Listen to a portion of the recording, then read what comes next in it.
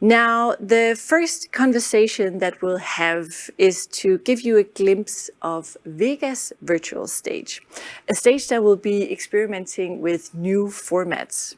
And for this conversation, we're lucky here next to us to be welcoming a fire starter, a true igniter of new ideas.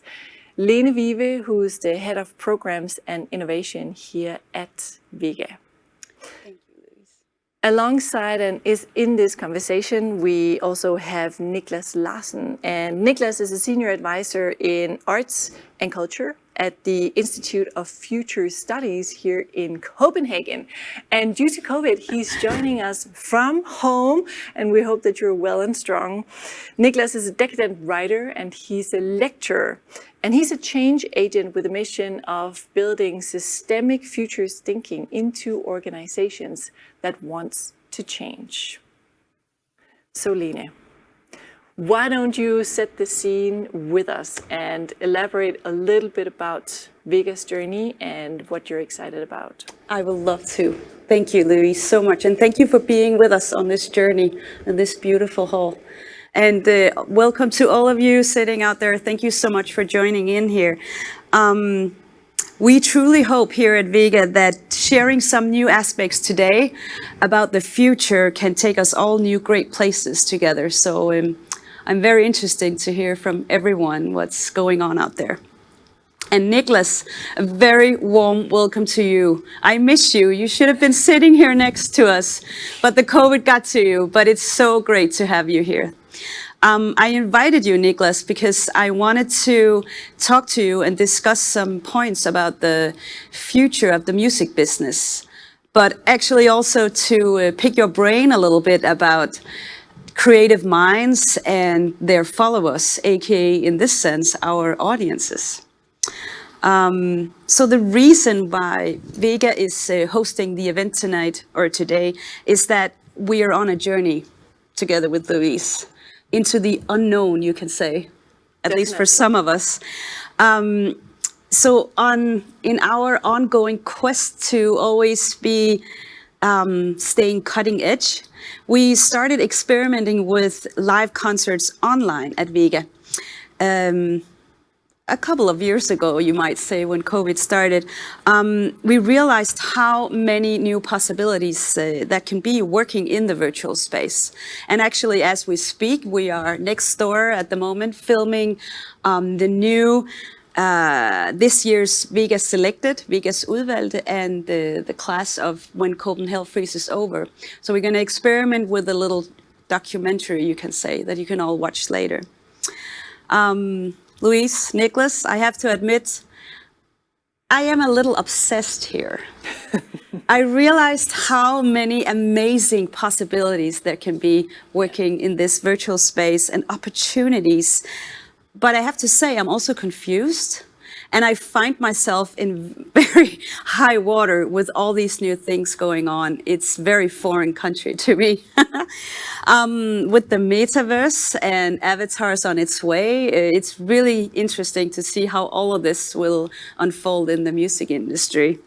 Yeah, let's see. Certainly will. That's a good segue to turn over to Nicklas, because Nicklas works with futures and with new generations. And Nicklas, what are they saying? Are they confused or obsessed or both? What's going on? Thank you, Lene and Louise. I think you've set us off to a really good start, and I just have to say that I'm so super bummed that I cannot join you on the stage in beautiful VEGA today. It is my absolute favorite venue in the city of Copenhagen. But I'm really happy to be beamed up from home here, from isolation, and that we could make this work instead. And then I also just have to note from your introduction, Louise, the avatars. How amazing is that? I cannot wait to see how that will unfold. But let me just start to answer your question. There's a lot going on in the music industry, as you mentioned, Louise, and the event industry as a whole, with virtual concerts, the metaverse, NFTs, Spotify Core, immersive experiences, and all that. But what I find interesting in my line of work, and what I see in my line of work is that people often get so hyped about the technological opportunities and innovations that's out there for good reasons, because it's really interesting, but we tend to forget the people that has to use it.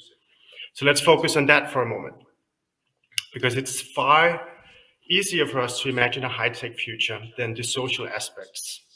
While it's in reality, at least from my point of view, it's the values and behaviors that are the most interesting to speculate about, because that essentially is the question of who are we going to become as humans, basically. So when we look at people, when we look at society, when we look at consumers and audiences in this instance, we can do it in various ways. Obviously, the trends and the tendencies that are very obvious, but we could also look at the structures that are in place and the responding agency in society to those structures. And structures and agency can be seen as a sort of pendulum swinging back and forth, constantly impacting each other, with structures in society impacting how we behave and our behavior impacting the structures in society. So if we look at some of the more dominant structures that are in place today, we could look at polarization, the rising populism, inequality, the climate emergency, and I dare say that we are witnessing the cracks in the patriarchy, for instance. So with these things in mind, it can seem a bit easier to grasp how future generations and the future audience currently are driving the next cultural shift through a lot of different countercultures to these things and resistance to the status quo, basically. So you could say there's no trends without counter trends. There'll always be counter movements. Yet it's really safe to say that the younger generations are driving what we can call woke culture. And studies are showing that they are more progressive by generational default, simply put. And this, of course, also affects their cultural consumption in some extents. And they will demand aspects of equality and diversity, sustainability, and the promotion of voices that have not been heard. And this is also something to consider for a venue and also as musicians, because for my work with these younger generations, and I actually facilitated a youth panel the other day with Generation C members, and they're actually taking pride in this generational divide by being far more progressive than, let's say, their parents. And if we look at their online behavior, then it's weaved into their self-understanding and their identity. One of these members of this panel even said that hanging out online can sometimes even equal physical connections. So us millennials and the boomers, and I assume that that's the majority of the audience of this conference, I think there is, I think it's fair to say that we have some sort of, we have embraced this glitch or this disconnect between our online selves and our physically embodied self. But it's different with the youth, and we need to understand how their online identities and their relationship are formed in a different way by constantly being online and connected. It's tricky to capture their attention, and they're constantly occupied. And they also have a different take on what constitutes creativity. And as a final remark here, I just want to note to the established industry that we should be aware that the youth often find that traditional art and cultural institutions are not for them.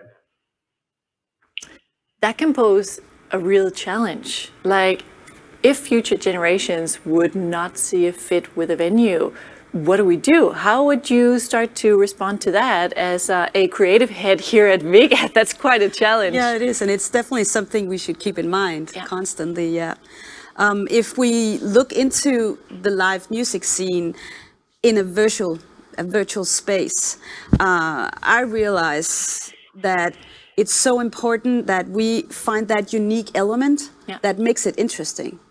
Because as Nicklas just said before, we need to be able to understand the users of all the magic that we're going to create here, both artists and their audience. It has to be different, and it has to be interesting and worth the time of money to do it. We can't just copy paste what's going on here in the room. In a traditional live show, we will lack the energy, we will lack the nerve, and you know what? the goosebumps. Oh, yes. When the house lights dims and Yeah. it's about to start, we need to find something else that will capture that specific energy. So we've asked ourselves at VEGA, how can we stay vibrant? How can we come up with new format that keeps being relevant to both artists and audiences? And especially targeting younger audiences who, as Nicklas says, are simultaneously online, offline, and living in this era all the time. So in that search for a unique element, maybe actually live is a key here too, combined with new ways of connecting with artists and their audiences. So essentially for VEGA, we want to keep being a preferred venue for Yes. mid-sized bands, for emerging artists. That's a part of our DNA, and we'll continue that journey. We are eager to expand the formats. We're eager to explore what we can and all the potential of a virtual live music experience and dig into this transformation. But I have to stress, Louise, that of course, as you also said, I'm seeing all of this as an addition, something extra, something different that we can create. In no way I will miss the traditional shows in these halls. We love it, we cherish it, and we can't wait to be back. Yeah, in all ways we miss it, and it'll be so delightful. And I think we have a full and rich conversation and understanding that this hall, this magnificent scene, that will always be busy. And the experience here is so unique that nothing can replace it. But it's different experiences, and the technology will provide us with something else that might be weird and wonderful in its own right. But there's also an interesting perspective, and we'd love to hear some of your thoughts, Nicklas, on that, on the integration of technology into these experiences. What do you see? Trying not to slam the tech hype here again. We need but sound as we on just, Nicklas. how is this going? Yeah, now it's good. All right, good. Well, speaking of not to slam the tech hype here, but I think it was clear that we were very culturally deprived, and in many cases still are. And that showed us how live music has really proved its worth during lockdown, for our self-understanding in our relationships, for our mental health, really. And we need this space to kind of just unload and release. And we all know what digital fatigue is and feels like at this point. So I'm actually more curious to hear Lene's points in terms of her search for this unique essence in the virtual shows that she has ambitions for VEGA to do. A little bit more about that, Nicklas, and thank you. Actually, to be a little specific here, we decided to establish an entire online platform as an integrated part of the venue VEGA. A fourth stage, you might say. So we have 3 stages in the venue VEGA. We have the main hall here and 2 other smaller stages. So the 4th stage is going to be virtual only. It'll be dynamic and it'll be constantly moving ahead. So everybody out there, try to imagine an outlet for content that will exceed your expectation for a live show and for a music venue. That's part of why we're here today, I guess. So we are aiming for grasping everything from a virtual live concert into much broader collaborations with art, with the tech world, and definitely looking into the gaming world too. We need to find out scenarios that will fit into our essence here.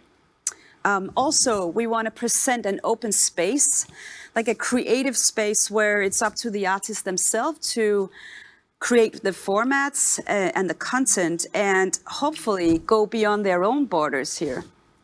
So this way, we can stay in closer connection to the whole innovation of the music scene without curating the program entirely. It's my belief that this will not only expand ways for artists to be able to perform, and we can host formats for way more artists, not only the ones on tour, and that's what I'm very excited about, actually. This aspect could maybe also guide us to new alternative business formats and new revenue streams. And on an artistic level, we can add room for new and smaller genres and lift our goals for diversity, which is really something I care about. Yeah. Nicklas, do you want to add on?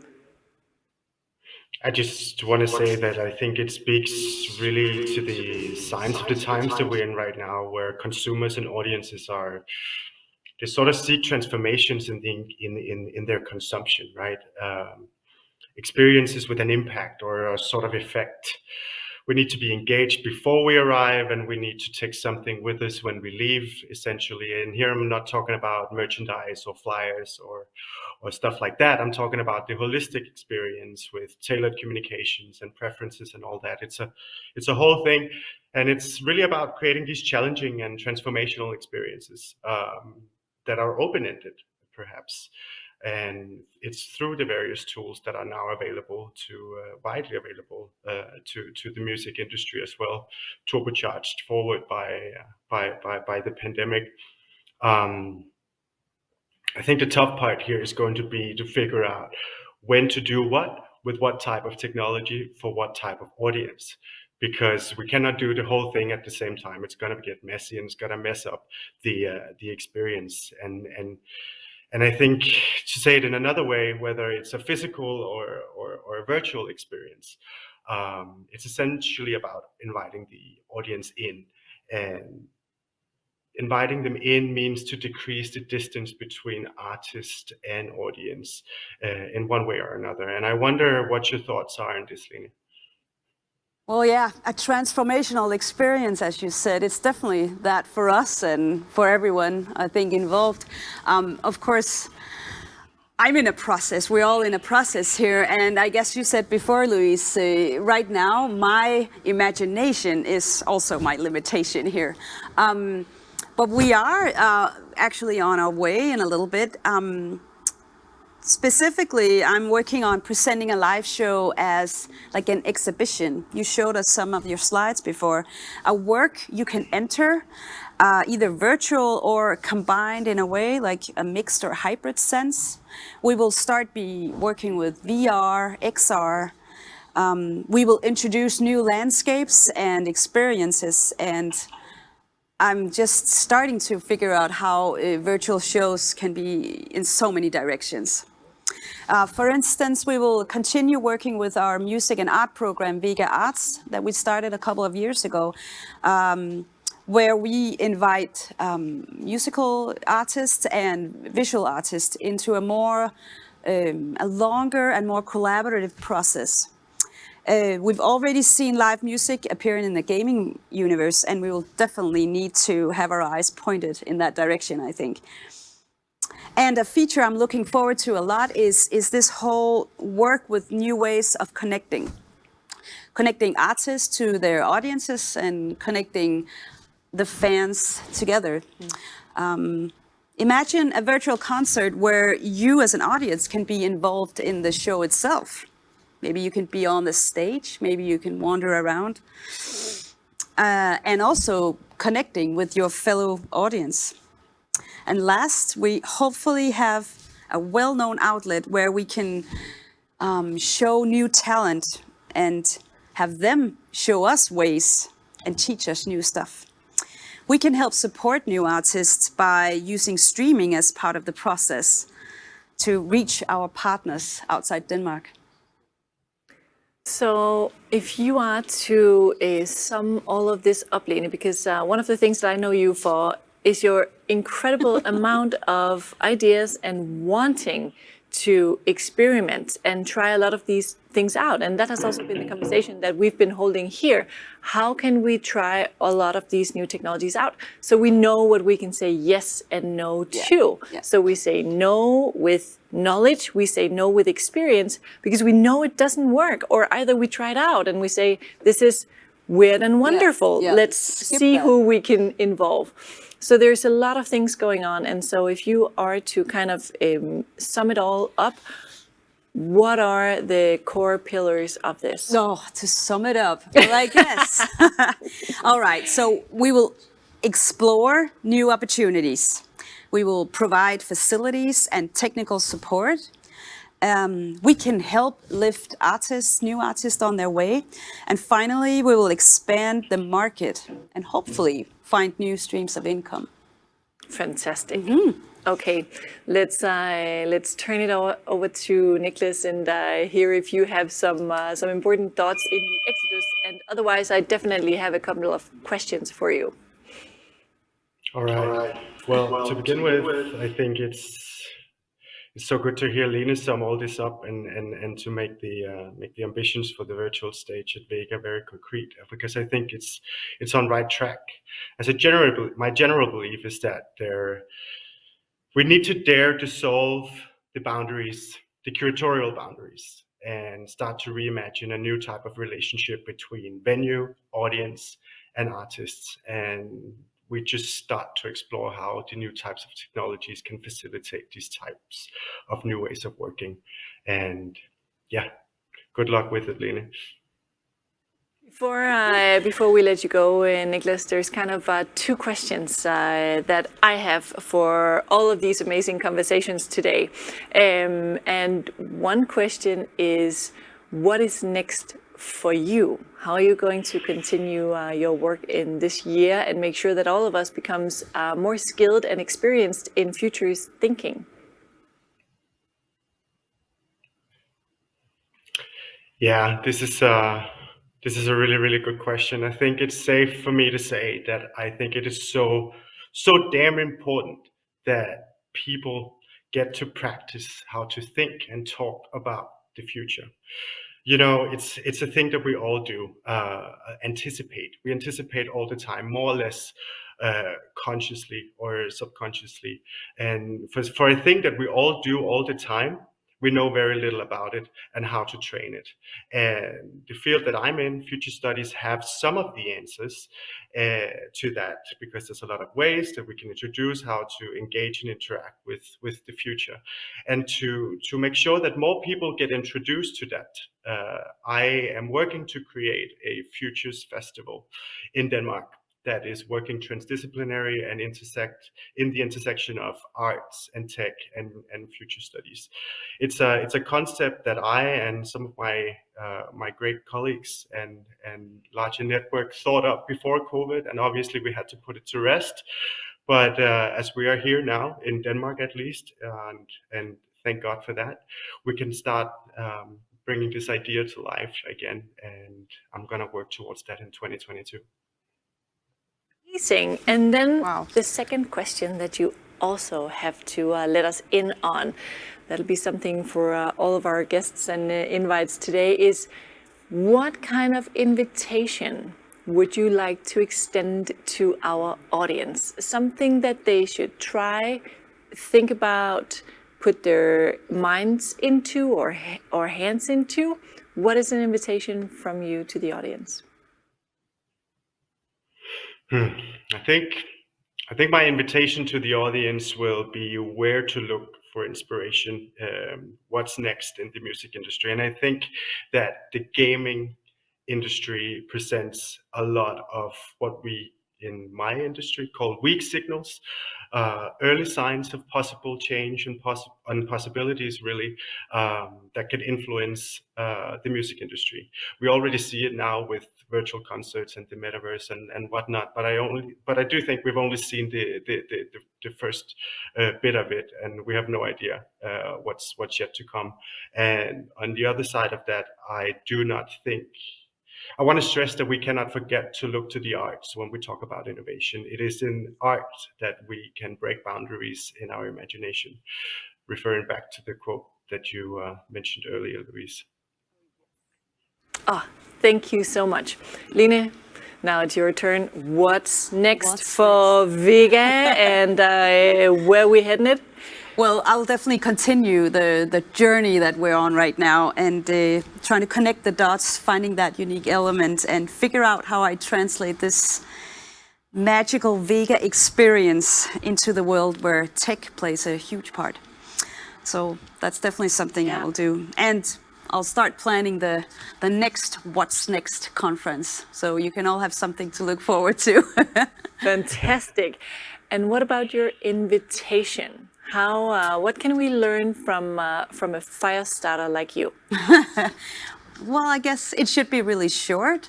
I guess I want to say, before you start using the very popular why, try starting with what if, and then go from there. What an amazing encouragement. Okay, you two, thank you so much for being here and for starting this conversation with us.